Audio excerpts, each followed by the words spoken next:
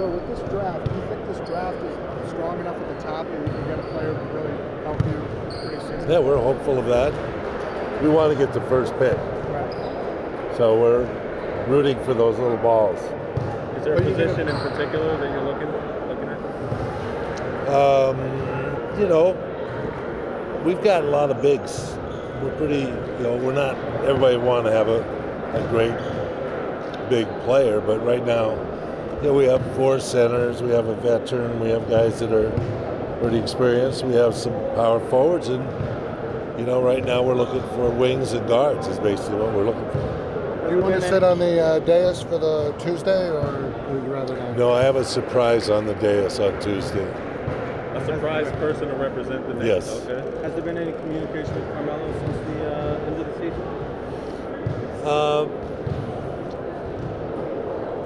Steve has. I know. I've reached out to him with the text, but not personally. Well, you said you did reach out to Carmelo to try to make sure nothing was misconstrued, or what was the purpose of trying to talk to him again? It's some personal things that came on the paper, is difficult. I just want to know that, we're supportive of him, It's a tough time. Do you still view Kristaps as the franchise guy, as the guy to build around? Not talking about it. Not talking about it at all. Okay. Is there still a possibility Carmelo will be back next season? Hey, he has a no-trade contract. But from your vantage point, do you want him back? Because I think everybody kind of... I think I expressed what I felt, I can't express it any better. I thought it was well said, even though a lot of you didn't feel quite that way. But we'd like him to have success. The opportunity is narrowing. And we'd just like him to have success somewhere. We're not going to be there. Hopefully we'll be maybe a playoff team next year. It'd be tough to consider us a possible champion. Did you get anything out of the meeting with guys like Markel and De'Aaron? It's always interesting to meet these young men and have an opportunity to get to know them. They have pretty much a set story that they've been taught, but we hope to knock them off base a little bit and see what their personalities are. Were you successful? Yeah, usually we're pretty good. I've got a master interviewer in Clarence Gaines. When do you know? He even has his dashiki on tonight. I saw that. When do you know whether they're ready to handle sort of the hype of it and the moment, New York City, the league, that type of stuff? It's tough enough to come in this league at 2019 and expect to mature quickly enough.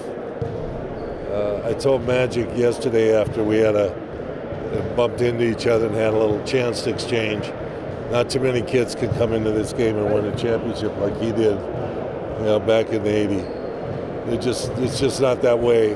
They're not the maturity. Of course, he was a sophomore when he came out, but it's really tough for the maturation level, particularly the education the would would step to, amount of work it takes, physically, mentally, preparation. We don't expect a whole lot out of some teams. Even our franchise, the New York Knicks, deigned to draft guys for a number of years. Back in the '90s, they went with all veterans, gave up a lot of their picks. So there's that feeling too. But as this talent pool is narrowed as to how to get talent, it really is important to have both draftable players, tradable players, and free agents. So we want to look at all these options before we get into it.